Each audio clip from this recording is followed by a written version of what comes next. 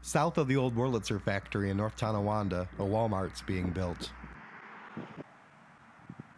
An access road is being carved across the forecourt. The gates were removed, but the factory is intact.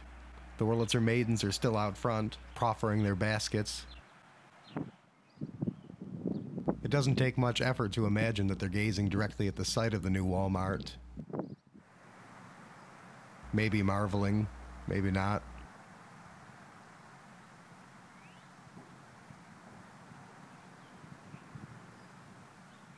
It's hard to tell, but this is a speaker and a pole.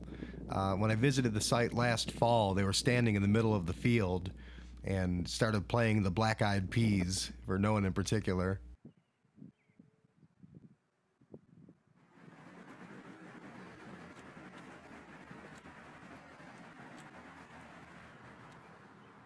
Well, I'm glad at least that the Walmart hasn't required the actual Wurlitzer factory to be torn down. It'll be allowed to stand, at least for now, as a quaint reminder of a funny old time when men wore strange mustaches, ladies had special couches just for fainting, and Americans made their own things.